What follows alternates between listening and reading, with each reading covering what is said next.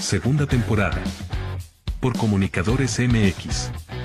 Con Jessica Fuentes y Óscar Hernández Neri. Las maestras y los maestros toman una posición política frente a los acontecimientos y a los fenómenos educativos en la sociedad y en la entidad mexiquense. Noticias, reportajes, reflexión y denuncia.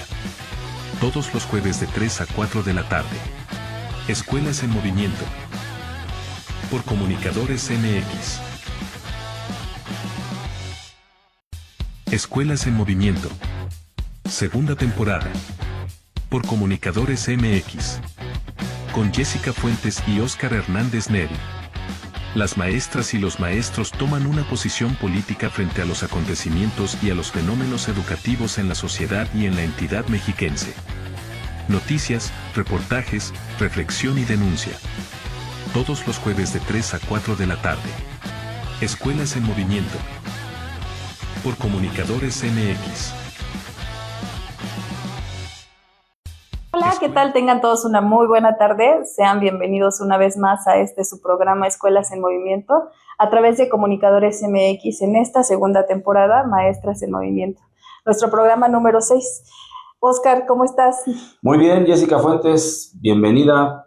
Qué bueno que estamos en esta ocasión juntos. Escuelas en Movimiento, segunda temporada. Buen provecho para quienes están comiendo. ¿De qué se va a tratar hoy, Jessy?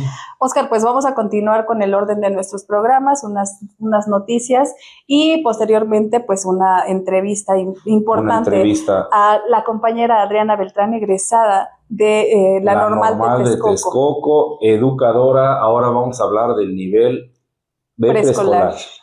Educación básica, preescolar, ¿qué hay con este nivel? ¿Qué hay con la atención a los pequeños? ¿Cuál es la forma de organización? Sí, claro. Sí, una compañera con mucha experiencia y que amablemente va a colaborar con nosotros para exponer de esta sección Maestras en Movimiento, en donde estamos tratando de ilustrar, documentar el papel de las maestras en el sistema educativo, el día a día, lo cotidiano, cómo viven. De estos testimonios habremos de hacer conjeturas, conclusiones, en un espíritu periodístico, pero también en un espíritu de crear, de generar conocimiento. Queremos dejar establecido, documentado, el papel de las maestras en el sistema educativo y en su transformación. Y en la transformación de los pequeñines. Y en la transformación de las personas. Sí, ahora hablaremos de la transformación de los pequeñines. Bueno, pues vamos a proceder con la noticia que pasó. Sí, así es, Óscar. Pues entrando en materia, el viernes 30 de enero a las 10 de la mañana aproximadamente en las instalaciones de la Prepa 55, se llevó a cabo el segundo encuentro de parteras, en el que se propusieron abordar los temas de las ventajas y las desventajas de una licenciatura en partería, el reconocimiento de saberes, que eso lo tenemos propio de la Prepa 55, la certificación. Y de la Universidad Nacional Comunitaria. Déjame interrumpirte un poquito para poner en contexto a nuestro auditorio.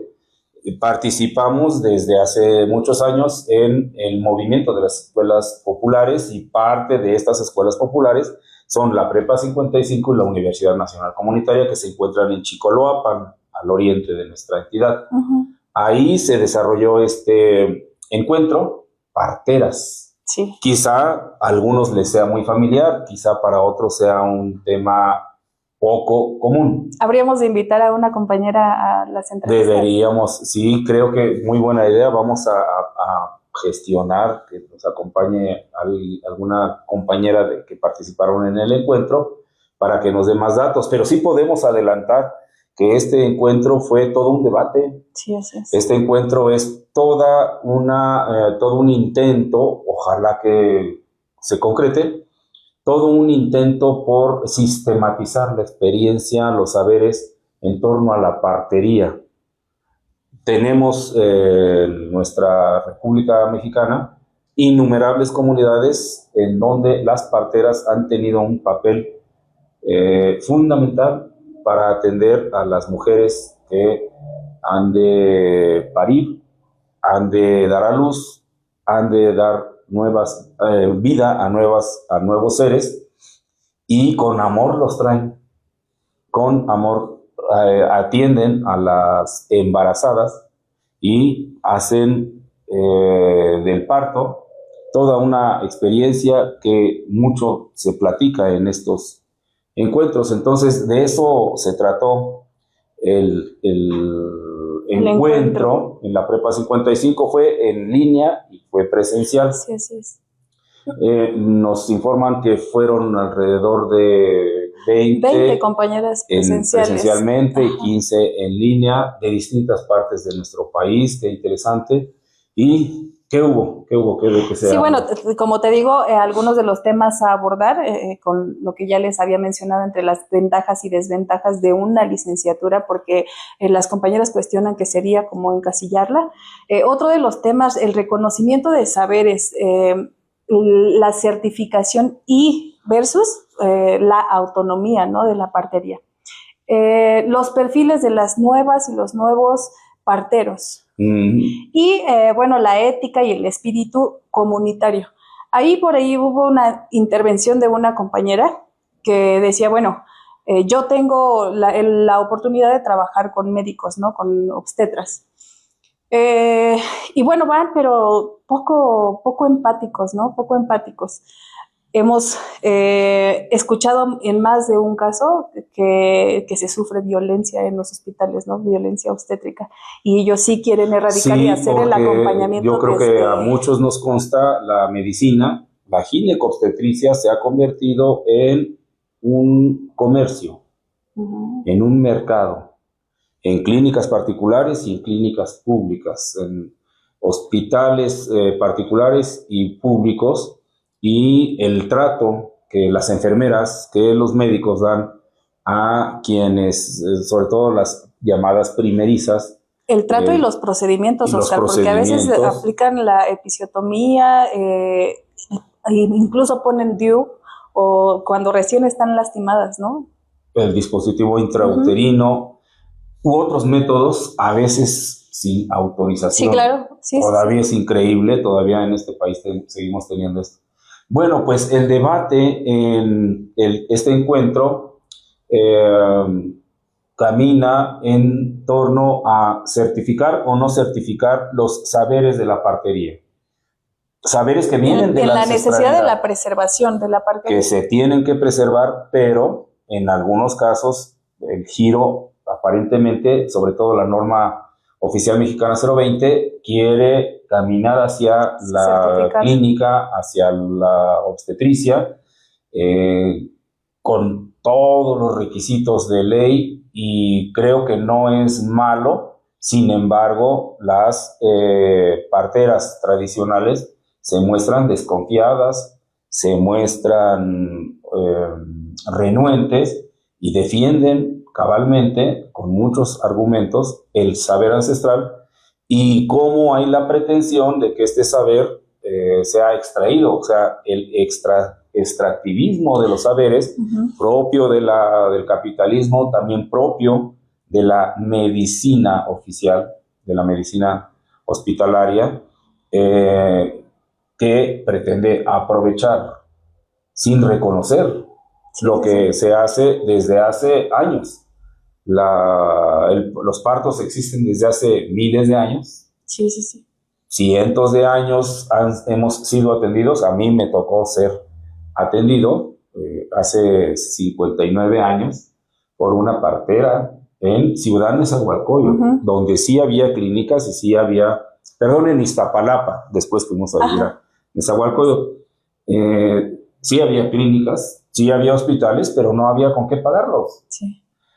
Sí había médicos, pero a la hora en que yo estaba naciendo no había posibilidades de encontrar un médico cercano a casa, así que fue una partera la que atendió a mi mamá, y así es como pude salir a respirar en este mundo.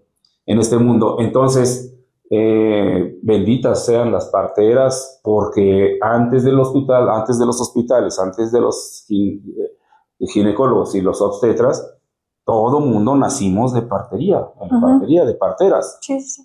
¿Cómo ahora desconocer, cómo ahora negarles su existencia, su importante valor para la sociedad? Sí, claro, como descalificarlas. En la partería, las parteras hablan de una actitud amorosa para que los niños, Respetuosa, las sobre todo. niñas, lleguen amorosamente a la vida. Y no se trata de darles la nalgadita. Y en ese sentido, Oscar, es que algunas de las compañeras se contraponen a que sea una licenciatura, ¿no? Sí. Porque sería encasillarle y caer exactamente en lo mismo. Sí, hemos de decir a nuestro amable auditorio que la Universidad Nacional Comunitaria está creando programas nuevos de estudios y hay quienes tienen este interés, quienes tienen esta inquietud de que se conforme una nueva licenciatura en partería. Pero ahí está el debate. Debe ser un plan de estudios oficial, un plan de estudios reconocido. ¿A dónde nos lleva? A que se pierda la autonomía, la autodeterminación, a que se les meta en una camisa de fuerzas, Sí. Es decir, un plan y programas de estudio que están predeterminados, están predefinidos, y el saber y la experiencia puede quedar al margen, puede no ser considerada y quedan, ¿cómo decirlo?, amoldados los saberes. Sí. Si además este plan y programas de estudio que están siempre sujetos a la supervisión, a la revisión de parte de la Secretaría de Educación, de Salud, y ellos tienen sus estándares y ellos tienen sus requisitos, puede limitar el ejercicio de la partería como se hace en nuestro país, en las regiones, como se hace en las comunidades. Hay este debate, está en vilo la decisión. Sí. Se conformó como parte de este encuentro una comisión para darle seguimiento y en todo caso confeccionar un plan de estudios bastante flexible, bastante inteligente, que respete el saber. Quizá no se llame una licenciatura, quizá otra modalidad, semillero de partería, quizá otras modalidades. Ahí está la posibilidad de crear, de ser creativas y generar otro tipo de programa que implique el reconocimiento de este saber, de estos saberes, que implique el cultivo de estos saberes y la formación de saberes en aquellas personas que decidan caminar en este rumbo que lo requiere la sociedad, allá donde no hay médicos o allá donde no hay quien haga seguimiento de los embarazos, allá donde las mujeres, las familias decidan poder ser atendidos por una partera y no necesariamente en una clínica o en un hospital, es válido. Oscar, No pues sé va a tú haber qué otro opinas. encuentro, un tercer encuentro a finales más o menos se prevé que de febrero.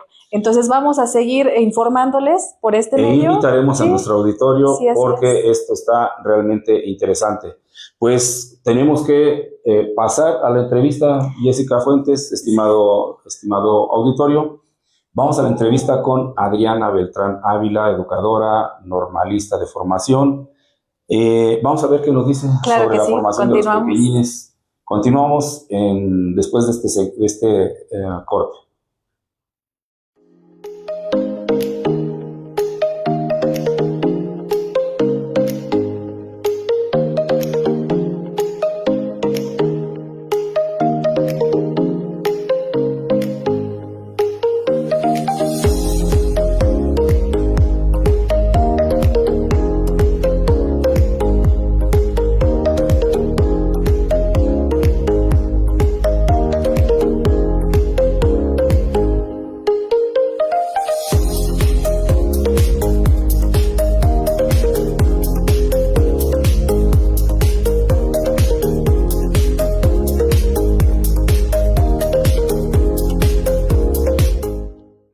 Estamos nuevamente con ustedes.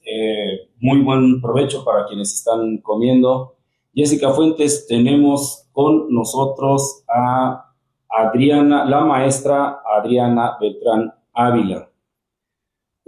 Muchas gracias, maestra Adriana, por estar aquí con nosotros en Escuelas en Movimiento, particularmente en la sección Maestras en Movimiento.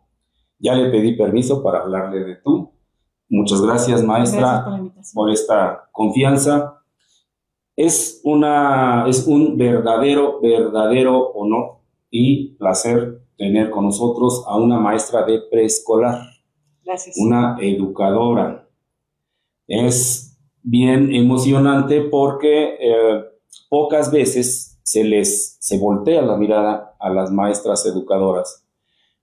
La maestra Adriana nos va a platicar de su experiencia en Chicoloapan, ahí es donde está su institución, en la que ya más de 20 años, si se vale decir cuántos años, ojalá nos pudieras decir. Sí.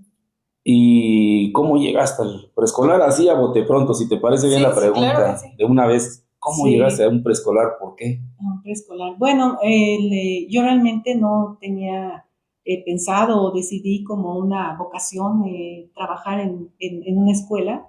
Fue una decisión, una circunstancial más bien, pero realmente sí con esa decisión de siempre hacer bien las cosas. Y poco a poco, con el paso de los años y del tiempo, y se volvió un verdadero gusto, ¿no? Es un gusto trabajar con los niños, es mucho, se recibe mucho de parte de los pequeños. O sea, los pequeños nos dan una infinidad de cuestiones, ¿no? Situaciones, a lo mejor uno llega triste, enojado, con situaciones personales, y totalmente entra a su mundo de ellos y cambia, ¿no? Cambia. En este momento tengo 24 años ya de servicio en la institución donde estoy laborando. Yo cuando me inicié como profesor fue en la secundaria Leona Vicario, muy cerca de donde ahora está tu preescolar, en la colonia Ejército del Trabajo. Sí. La secundaria está del otro lado de la carretera México-Texcoco, es decir, en la colonia Emiliano Zapata. El primer día yo no sabía qué hacer. Estaba bien nervioso, pero tenía mucha emoción. Llego con el grupo y no sabía qué hacer. Me quedé un poco trabado. Y después, no me acuerdo qué fue lo que ocurrió, pero al final de esta sesión, de esa clase, ya era amigo de todos los muchachos por esa ocasión. Después las cosas cambiaron. ¿Cómo fue tu primer día de clases frente a los niños?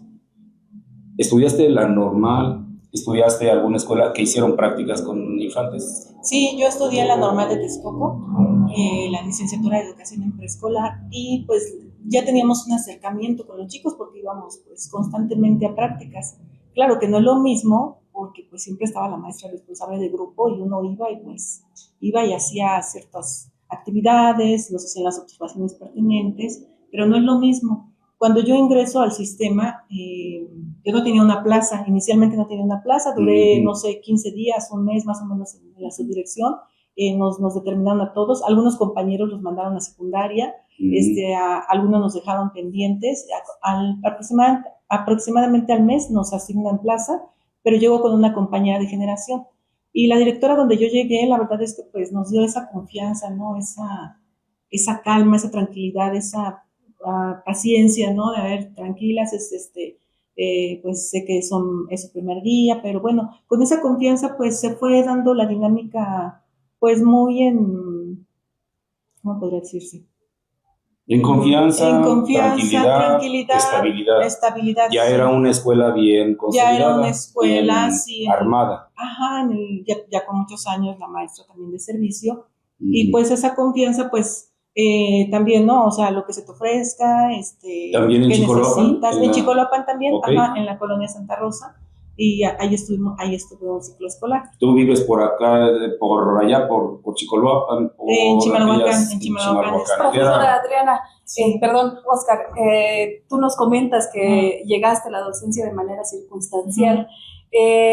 La niña, Adriana, ¿qué es lo que deseaba? ¿Qué quería hacer? ¿Qué le gustaba? ¿Está satisfecha esa niña con lo que hoy es Adriana? Sí, yo quería estudiar diseño gráfico y estuve buscando escuelas, estuve yendo a algunos lugares y me decían, no, tuvo que ser un propedéutico, tiene que ser esto, y circunstancialmente me dicen, pues ve lo normal. Ajá. A ver, ¿no? Vamos a ver ¿Quién te pues dijo, mi papá me dice, pues ve, y yo, bueno, voy, yo creo que no me voy a quedar, ¿no? Ajá. Me quedo ahí, pero primero con la convicción de siempre hacer bien las cosas, ¿no?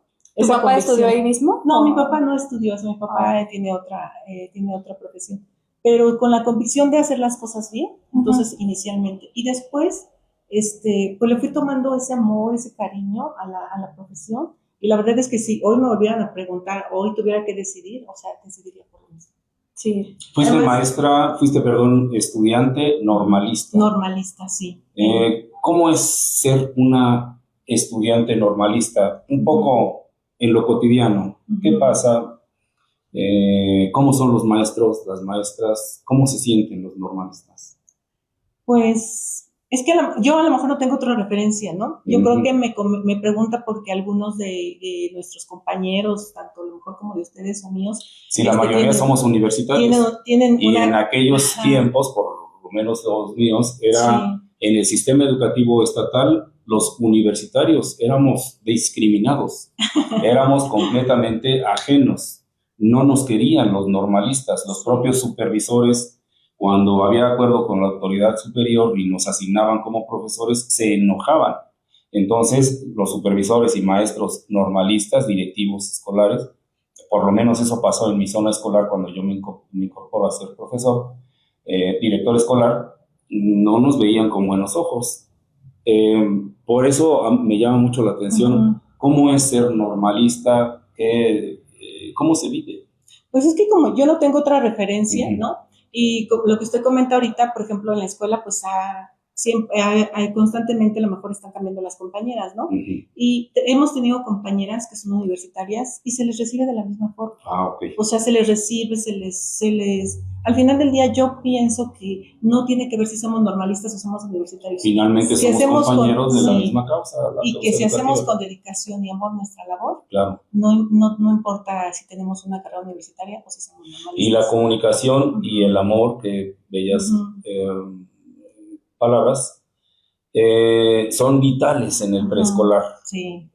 No se puede tener una actitud ni déspota, ni una actitud de incomunicación con los niños, con los pequeñines. Tiene que haber una comunicación muy estrecha.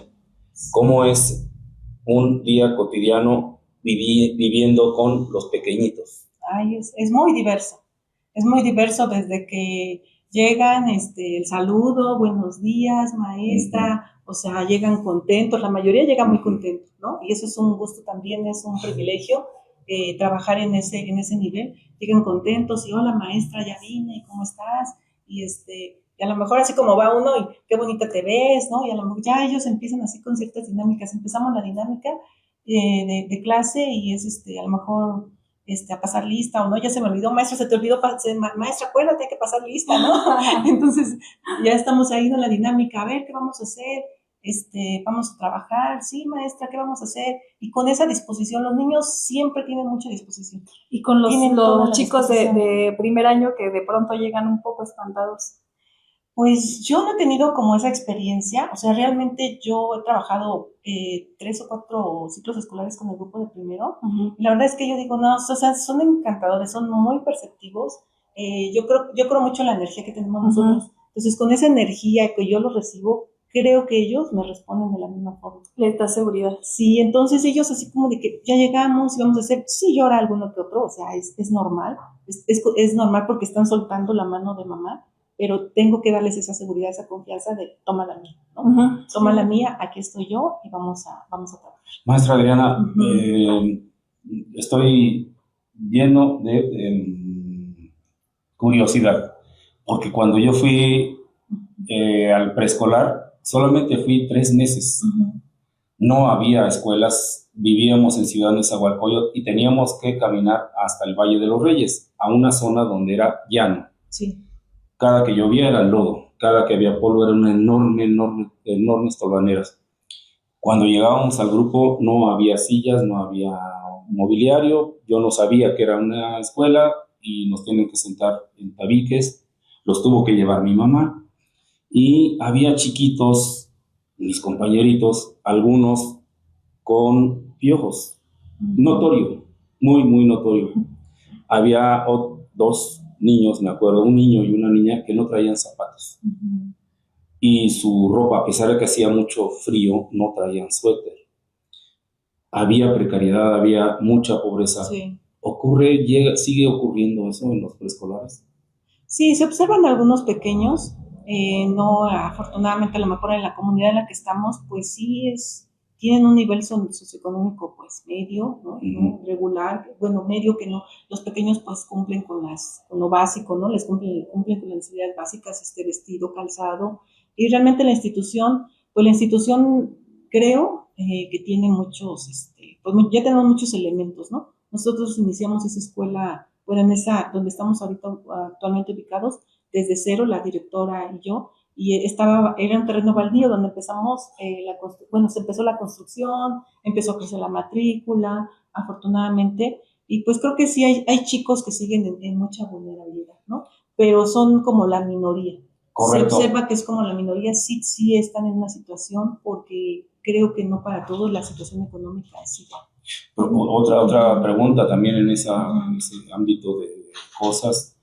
En aquel tiempo, mi mamá nos llevó al preescolar 2 o 3 días, no más, y después nosotros, aún pequeños, estamos hablando de 4, 5 años, solos nos íbamos desde la colonia Reforma de Ciudad Neza hasta Los Reyes La Paz, o sea, había que caminar por lo menos 30 minutos, por lo menos. Lo hacíamos solos.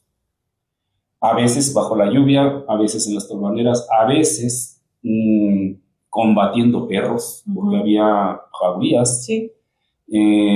No faltaban borrachos que nos espantaban.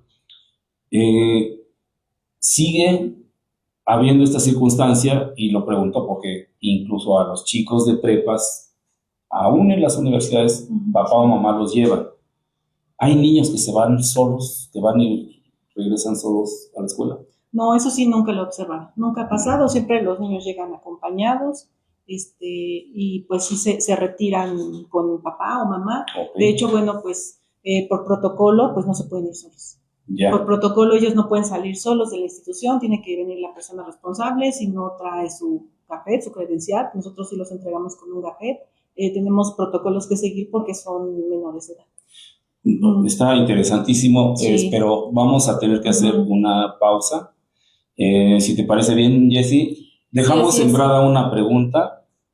¿Y cómo es la organización de un preescolar para que todos los niños y niñas estén bien atendidos, para que ninguno sea ignorado?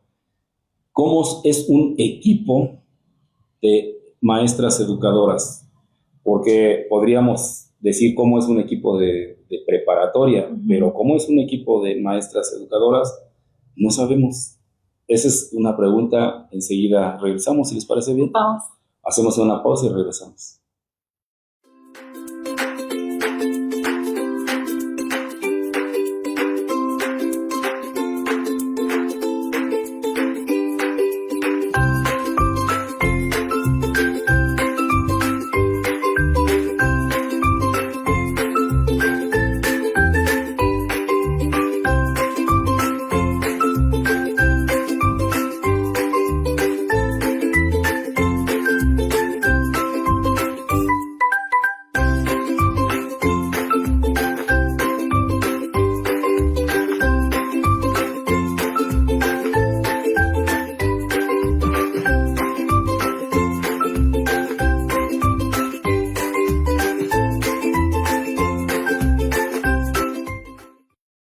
Pues continuamos con esta segunda parte de nuestra entrevista con la compañera Adriana Beltrán, quien es egresada de la Normal de Texcoco. Maestra, cuéntanos, se quedó una pregunta pendiente. ¿Cómo es la organización en el preescolar? ¿Qué tan numeroso es su equipo? ¿Cuánta matrícula atienden? Ajá, bueno, en la escuela somos 9, incluyendo a la directora, somos 8 docentes. Atendemos a grupos de primero, a un grupo de primero, 3 de tercero y 4 de segundo, con una matrícula aproximadamente de 170 alumnos. Somos ¿Solamente es un grande. turno? Sí, solamente es un turno y somos una escuela grande. ¿Tienen también en el equipo trabajadores no docentes? Me refiero a intendentes, mantenimiento, vigilancia. Sí, tenemos el personal que nos apoya con la limpieza, son 2 personas de apoyo, que no son subsidiadas por gobierno, y también contamos con un profesor de educación física, el cual se presenta los días jueves, y la promotora de salud que va lunes y martes a la escuela. ¿Hay velador? ¿Hay vigilancia nocturna? No, nadie se queda en la escuela. Por eso es que se tiene que dejar resguardada la escuela a las autoridades municipales. En el periodo de receso vacacional, sí. Cotidianamente, pues nada más tratamos de resguardar las cosas de valor nosotras, que estén bajo, pues sí, que estén ahí resguardadas nada más. Y en el periodo de receso sí se emite un oficio donde se hace un resguardo. ¿Han tenido algún problema de inseguridad ahí dentro de la escuela, que se hayan metido a robar? Hace muchos años sí, ingresaron a robar, pues realmente los materiales de los niños, o sea, resistol y todo ese tipo de situaciones. Yo creo que era para otra escuela. Sí. Seguramente. Sí. Y volviendo a la pregunta, perdón, ¿cómo es la convivencia entre las maestras, las educadoras? Bueno, hay un entrenador y el personal no docente. ¿Cómo es? ¿Se llevan muy bien? ¿Llega a haber contradicciones? ¿Hay enemistades? ¿Cómo es la convivencia? Pues tratamos de que sea en un clima de diálogo, ¿no? De diálogo, de priorizar el diálogo, porque pues siempre va a haber diferentes opiniones, ¿no? Cuando tenemos reunión, a lo mejor el consejo técnico, que tenemos alguna actividad, pues cada una puede emitir sus opiniones de manera libre, pero siempre pues procurando el respeto, ¿no? La paciencia, tolerancia, porque pues a veces sí, todas opinamos diferente, todas quisiéramos cosas diferentes, y pues un trato de por lo menos buenos días, buenas tardes, compañera, si trabajamos en equipo, pues procurar trabajar para el bienestar al final de cuentas estamos trabajando para el logro de los aprendizajes. ¿Llegan a hacer otros trabajos que no sea la docencia? Por ejemplo, en nuestras escuelas, a veces construimos un salón, a veces vamos a apoyar alguna escuela que se está construyendo, a veces hacemos actividades de lucha social, de presión para obtener algunos beneficios para nuestra escuela. ¿Qué otras actividades, además de las aulas, referente a la docencia, hacen en su equipo? Bueno, respecto a la gestión, bueno, pues sí, constantemente se está pues gestionando, ¿no? Ahorita ya la escuela pues está, digamos, de alguna forma ya bien constituida, la infraestructura, pero anteriormente pues sí, gestionar pintura, a lo mejor como municipio, ¿no? Gestionar Nos comentabas cosas. Hace un momento que tú estuviste en la construcción de ese espacio en el que actualmente trabajas, ¿cierto? Sí. ¿Cómo fue ese proceso? Pues fue exactamente de ir al municipio, de ir acá, allá, pero como somos una escuela, digamos, de estatal, pues realmente nada más era como llevar un oficio, ¿no? O solicitar, no ir como tal a hacer alguna faena. Bueno, en su momento, o hace mucho tiempo, pues sí era una prioridad, ¿no? De repente era, pues vamos a pintar, ¿no? Y había 2 o 3 mamás y a lo mejor no venían todas, no venían todos los papás, pues también no vamos a pintar, vamos a barrer, o sea, lo que hiciera falta también nos involucramos. Y en ese sentido, cuando ustedes hacían estos oficios y los llevaban al municipio, había, bueno, ¿cómo eran las relaciones de poder con esta institución? Pues creo que siempre nos recibieron de la manera más, sí, cordial, a lo mejor tuvimos pues siempre respuestas positivas, a lo mejor no inmediatas, pero sí, realmente siempre fue una atención, pues una relación sana. En todo este periodo que tú has estado trabajando en este preescolar, ¿han transitado educadores? Educadores, nada más 1 o 2, pero digamos que nada más por un periodo corto. ¿Por qué será que, perdón por la pregunta intempestiva, por qué será que no hay educadores? Que da pena. A mí nunca se me hubiera ocurrido realmente ser un educador o participar en un preescolar. Es por pena, por tradición, porque hay otras cosas que están asignadas para los varones. no así la educación preescolar. ¿A qué crees que se deba? Yo creo que sí a los estereotipos, ¿no? Los A lo estereotipos. que tenemos, ¿no? Los hombres tienen que hacer esto, las mujeres esto. Aunque yo en mi generación había 3 hombres. En la generación cuando yo estudié había 3 hombres. Y pues siempre lo vi muy, muy normalizado, ¿no? O sea, a lo mejor en la escuela no ha llegado. Y en cuanto a profesores, ¿había profesores hombres? Sí, había profesores hombres, pero lo vi muy normalizado porque tenía 3 compañeros y era pues muy cotidiano, era la convivencia normal como si fueran, o sea, no había una distinción de ellos son hombres, ustedes son mujeres, y lo vi muy cotidiano. Desde que yo estudiaba, los compañeros estaban ahí, con nosotros eran 3 compañeros de referencia. Cambiando un poquito de tema, maestra Adriana, hace un momento en el espacio te preguntábamos sobre la nueva escuela mexicana. Los que tenemos mucho tiempo en la actividad educativa nos hemos percatado de cambios curriculares. Sí. La reforma por competencias, la reforma de Felipe Calderón para el caso de prepa. En el caso de la educación básica, me acuerdo cuando Salinas de Gortari se hablaba de los niveles de desempeño. Luego vinieron también las competencias incluso para pequeñines. Sí. Ahora está la nueva escuela mexicana desde hace algunos años. ¿Cómo están viviendo la nueva escuela mexicana las educadoras? Pues para nosotros, bueno, yo pienso que no fue un cambio muy drástico. Nosotros venimos trabajando con los pequeños ya por proyectos, veníamos haciendo un trabajo pues ya muy similar al de la nueva escuela, ¿no? O sea, siempre están participando, hacemos asambleas, el diálogo, tomamos en cuenta sus opiniones, se involucran en las actividades, trabajamos mediante el juego simbólico, entonces para nosotros no fue un cambio así muy... ¿Les enseñan a leer a los pequeñines? ¿Les permiten la posibilidad de empezar a reconocer grafías y a trabajar con letras, con escritos? Sí, nuestro programa como tal no nos dice que el niño tiene que leer y escribir, pero sí está una iniciación a la lectoescritura, sí. Y sí la propiciamos mediante el entendido de que no es escribir, no el copiado, no planas, no esto, sino de, bueno, vamos a hacer, por ejemplo, no sé, en un proyecto, ¿no? Vamos a hacer una invitación, ¿no? O sea, que entiendan cuál es el sentido de la escritura. O sea, ¿para qué escribo, no? ¿Para qué? Porque es un medio de comunicación. No el escribir por escribir de, pues vamos a escribir ¿no? Vamos a hacer una plana de tal, o sea, no es la enseñanza no es como antes se hacía. Entonces van en ese proceso, y lo trabajamos a partir de su nombre. A partir del nombre propio es donde empezamos el proceso de lectoescritura.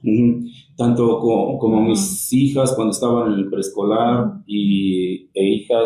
hijos de mis compañeras profesoras, me he percatado que se les habla de no permitir tocarse, que se les toque, que un adulto, que una persona les toque, denunciar, hablar, explicar lo que si están siendo incomodados por alguien. ¿Qué opinión tienes de esta perspectiva?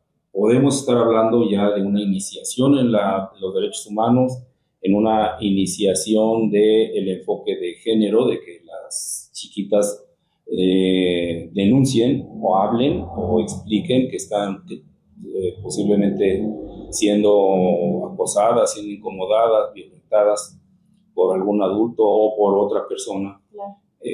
¿Cómo lo ves tú? ¿Cómo lo hacen? Sí, bueno, pues recordemos que los pequeños y nuestros niños, nuestros adolescentes son sujetos de derecho. Claro. Entonces, dentro de eso, bueno, pues hay el respeto a su privacidad, ¿no? Su privacidad es correcto, se trabaja mucho esa parte, ¿no? La cuestión de, pues, expresa, ¿no? De expresar, o sea, precisamente me molesta, me incomoda, qué no me gusta, cuáles son los límites, el cuidado a mi persona, a mi cuerpo, ¿no? Entonces, todo eso lo trabajamos con los pequeños. Y en el ámbito de la educación, de la alimentación, hay ya, pues, se legisló la sana alimentación en las escuelas, la liberación de la chatarra, de los edulcorantes. ¿Cómo están viviendo esta emergencia del nuevo sistema Bueno, para empezar, la pregunta es si tienen o no alimentación en la escuela, qué tipo de alimentación y cómo han vivido esta modificación en términos de la ley de la sana alimentación en las escuelas. Bueno, ellos llevan su desayuno o su almuerzo, es un refrigerio muy pequeño, realmente el desayuno se les indica que es en casa, en la escuela solamente es un pequeño refrigerio, y pues nosotras no tenemos una cooperativa como tal, no vendemos alimentos, no tenemos, entonces a lo mejor en ese aspecto pues no nos vemos inmersos en esa situación o en esa disyuntiva de pues aquí no se puede vender esto, aquí no se puede vender el otro, como tal nosotros pues no los vendemos. Ellos llevan y como siempre se está trabajando esa parte, desde antes o sea, nosotros siempre hemos trabajado esa parte como parte de nuestro programa. Desde antes de la ley, ya ustedes ya tienen una sana alimentación, o esa es una tendencia. Propiciamos esa parte. Entonces los niños generalmente tienen ya traen como esa educación, ¿no?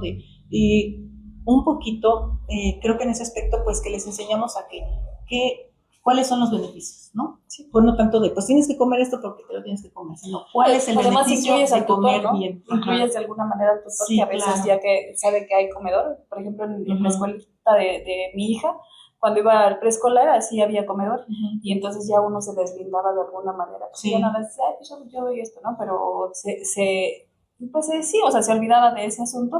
Sin embargo, esto que hacen ustedes, pues sí sigue igual haciendo eco también en la cabeza de la mayoría de preescolares no tienen un comedor. No, la mayoría. La mayoría depende nada más de lo que la familia les proporciona. Porque implica un presupuesto, implica recursos. Muchas veces los padres, madres no están en la posibilidad de pagar. ¿Podemos saber cuánto pagan o cuánto aportan los padres, madres de familia para la manutención de la escuela? Es una cuota voluntaria. Me parece que son. No estoy muy segura porque esos temas los trata un poquito la Asociación de Padres de Familia. Nosotras no estamos, pues yo creo que no, un poquito muy alejadas de ese tema. O sea, no nos involucramos realmente. Pero una aproximación. Me parece que son 200 o 150, algo así. Por año. Por ciclo escolar. Sí, es una cooperación voluntaria. Es realmente poco y eso tiene que servir para el mantenimiento, para darle mantenimiento la pintura, a la escuela. Para quizá aportarlo a las personas que están en la intendencia, en la vigilancia, etcétera. Bueno, antes de irnos a un corte, me salta una inquietud, una duda. Yo tenía una maestra en la secundaria que, al salir y seguir con mis estudios, seguimos teniendo comunicación. Ella se casa con un director de preescolar y, nos ponemos de acuerdo para salir a correr. Y entonces, en una de las carreras, yo ya tenía a mi hijita. Me dice, no, el director, su esposo de mi maestra, me dice, aplázale lo más que puedas el ingreso a la escuela a tu niña, lo más que puedas, siendo director de preescolar, ¿no? ¿Qué piensas de esto, maestra? Y si es que esto de aplazarle tiene un impacto en los niños. Pero antes nos vamos a una pausa. Ok, regresamos.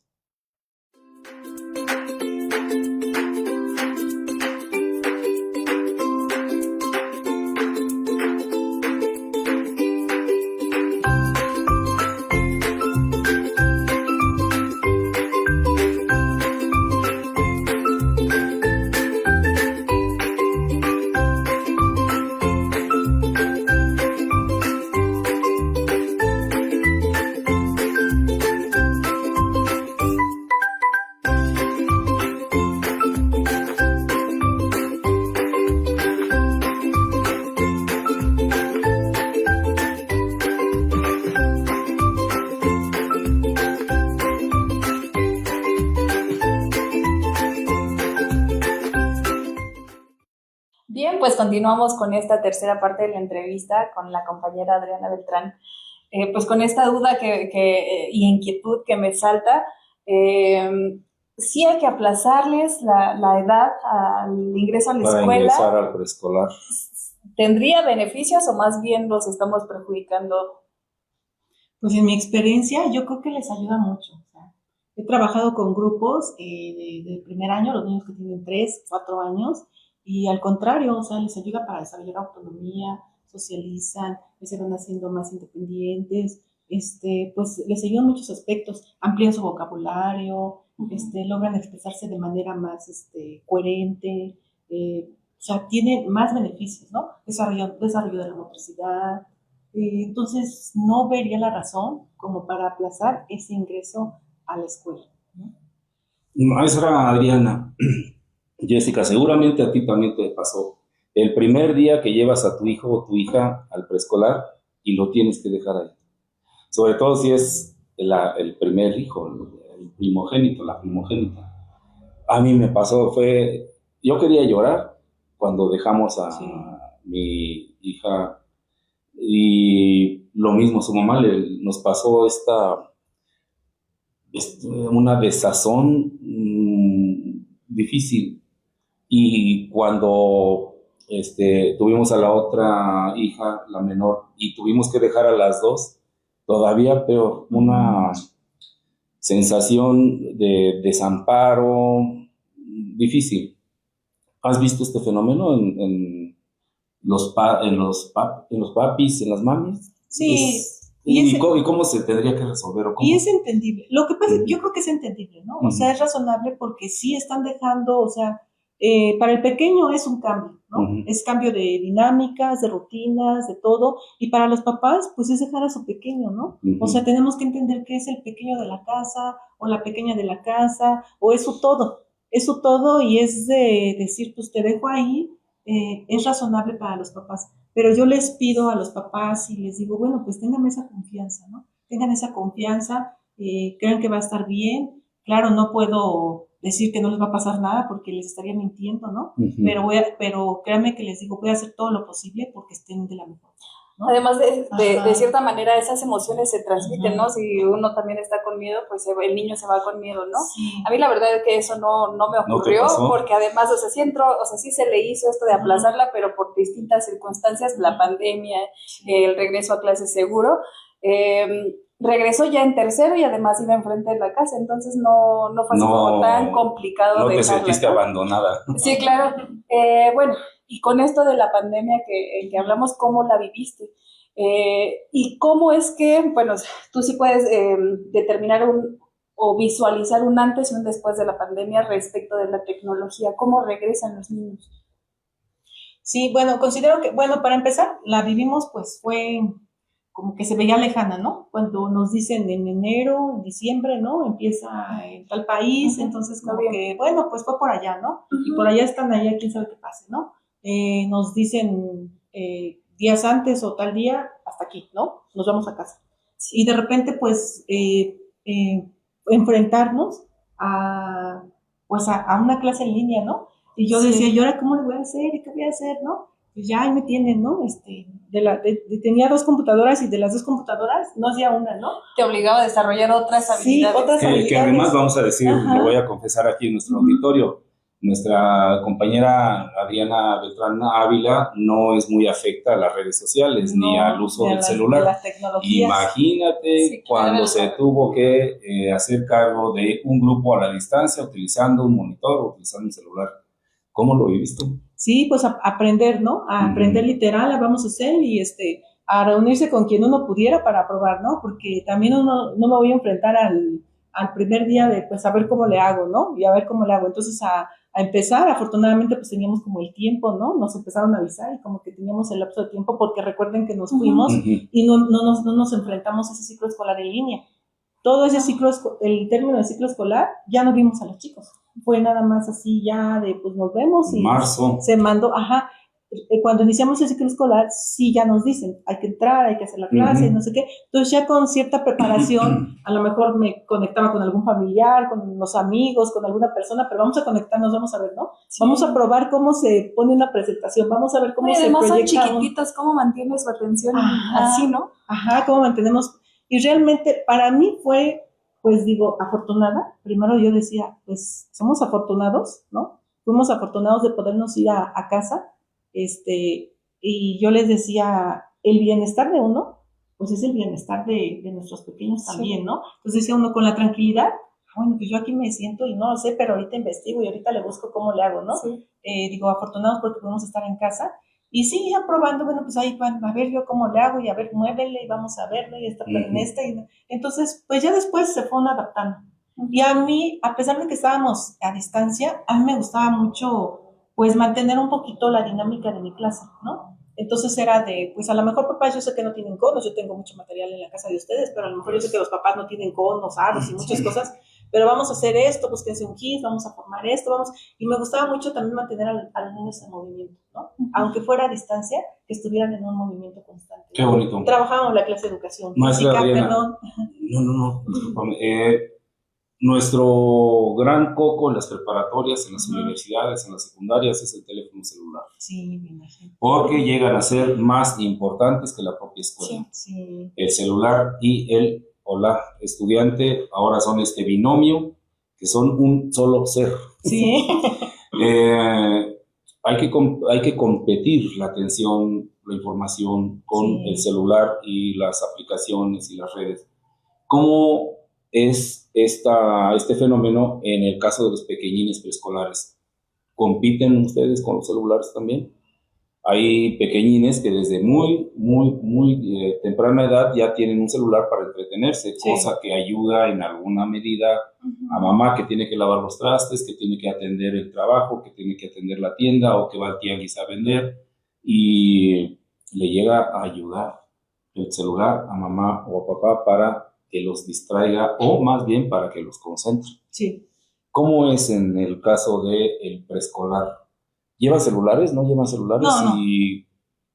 ¿O cómo viven ustedes la experiencia de los celulares en casa de los pequeñines? Sí, bueno, los pequeños no llevan celular. Lo que llamaba la atención en pandemia es que muchos ya los dejaban las mamis solos, ¿no? Digamos en la clase, y de manera autónoma, pues ellos ya, ¿no? Se conectaban, no prendían micrófono, apagaban micrófono, y entonces era como muy bonito, ¿no? Sí, ellos ya estaban ahí de repente que prendían el micrófono, lo apagaban y los dejaban como un poquito hacer en ese aspecto. Creo que pues obviamente el celular, pues, y todos los dispositivos, pues tienen muchas ventajas, pero también muchas desventajas, ¿no? Creo que los chicos ahora, pues, se centran mucho en esa parte. Sí vemos como las consecuencias, porque no lo llevan a la escuela como tal, pero la pérdida de atención, ¿no? O sea, no se concentran en muchas actividades, de repente duermen muy tarde, se observa que duermen muy tarde por estar en el celular en casa. Entonces la consecuencia es que el otro día pues no llegan con la misma disposición, ¿no? Hay algunas aplicaciones e incluso juegos que tienen de fondo tonos violentos. ¿Hay también repercusiones o has notado, has percibido en alguno de los estudiantes que tenga como, pues no sé, consecuencias respecto del uso de estas aplicaciones? Afortunadamente no, a lo mejor ven otro tipo los papás procuran, yo creo que observo que procuran, que dicen que sea como imágenes más, hasta dicen, es que le ayuda, maestra, ¿no? Es aprender los números, hay muchas formas de aprender, ¿no? Entonces sí, a lo mejor sí es una herramienta, pero no al 100%. Más bien es como el cansancio, que a veces llegan cansados, ¿no? De que pues es que me dormí tarde. Recordando que pues bueno, la luz del celular o de cualquier dispositivo nos está mandando un mensaje al cerebro, ¿no? Todavía no es. Además, las afectaciones visuales que con el tiempo se van a generar de postura. Entonces, pues sí tratamos de repente de hacerles énfasis a los papás en ese aspecto, ¿no? Que procuren no hacerlo por todas esas implicaciones que tienen. A lo mejor sí, un ratito, una hora, media hora, un ratito nada más.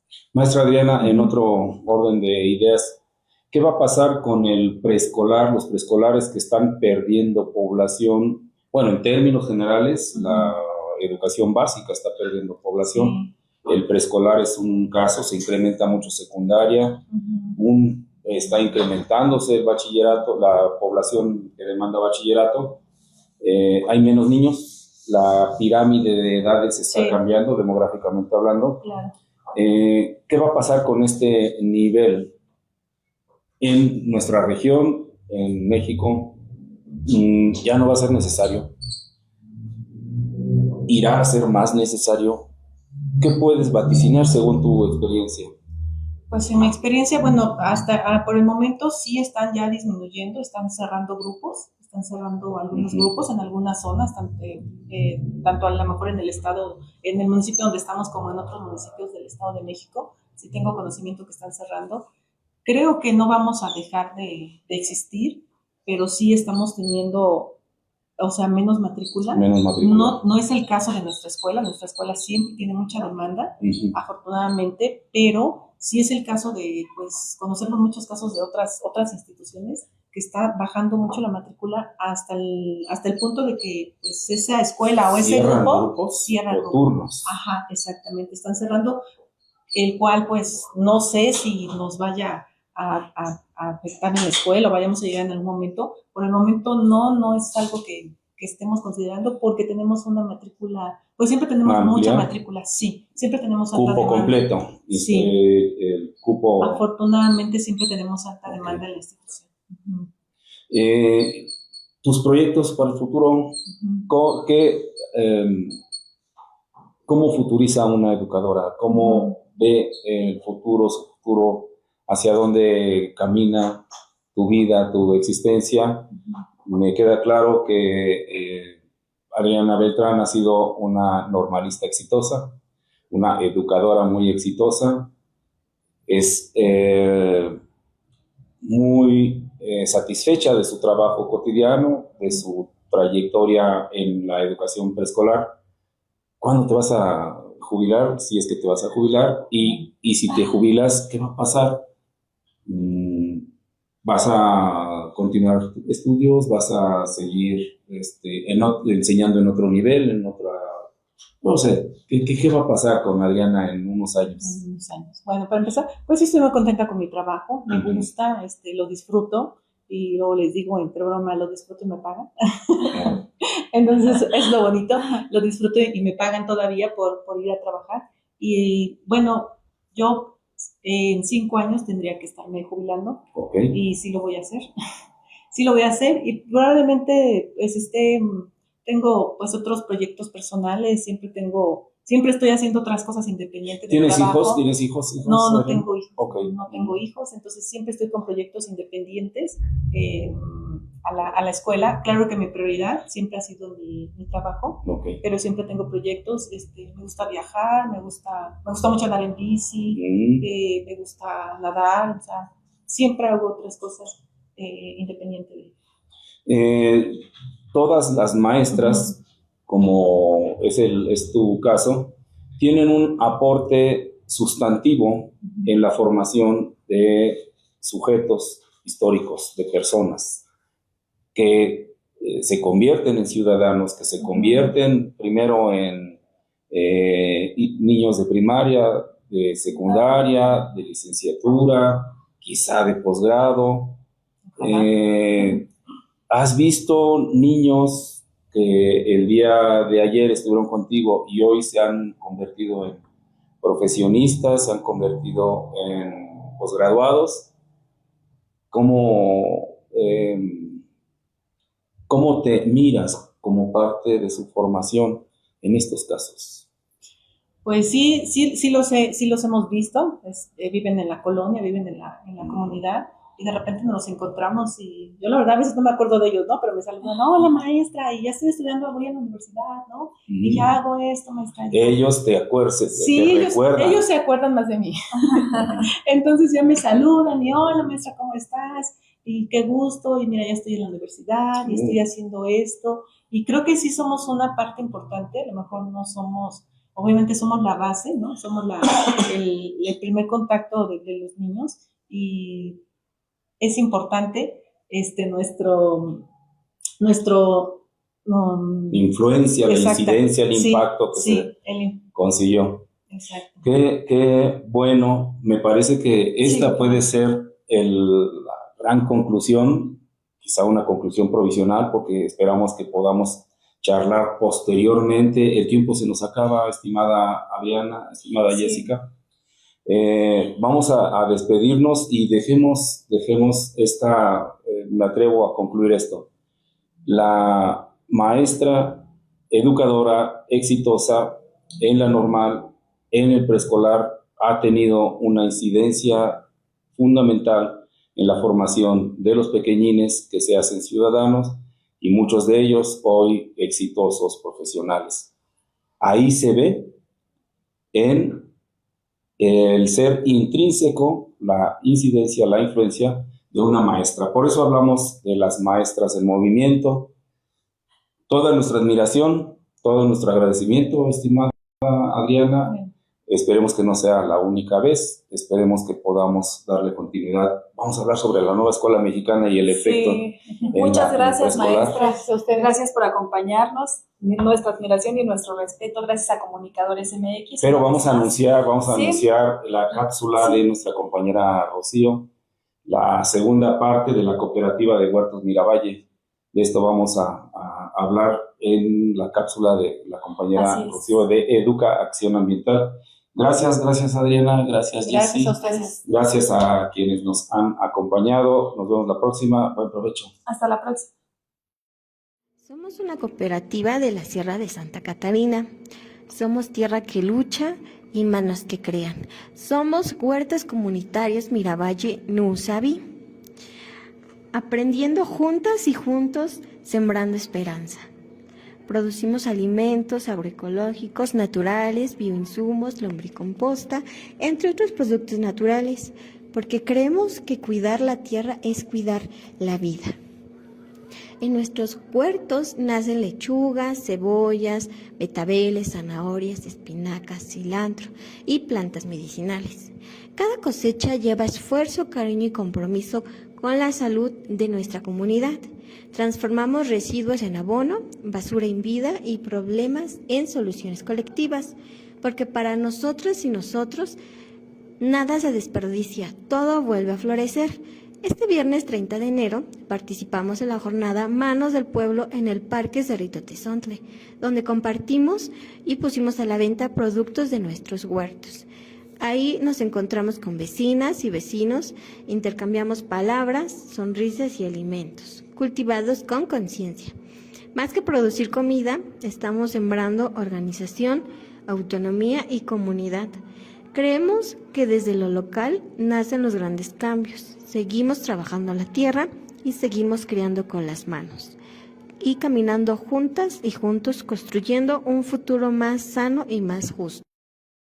Buenas tardes, compañero. Dígame, ¿usted está emocionado del evento de hoy? Claro que sí, estamos muy emocionados aquí vendiendo nuestros productos agroecológicos directos del huerto urbano Miravalle, aquí en Iztapalapa.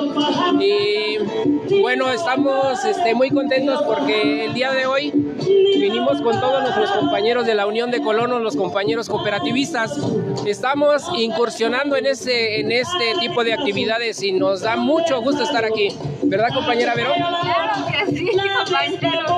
Estamos muy contentos de estar aquí, vendiendo exactamente nuestros productos. Y pues bueno, como saben, pues nuestros productos son totalmente orgánicos, libres de químicos, pesticidas, agrotóxicos, ¿no? Y bueno, pues sí, ser cooperativista, ¿qué significa para nosotros? Pues trabajar en colectivo, procurarnos unos a otros, ¿no? Y pues aquí pues la equidad es lo esencial, el respeto, el compañerismo, ¿no? Claro que sí, y sobre todo la parte de apoyarnos en el trabajo.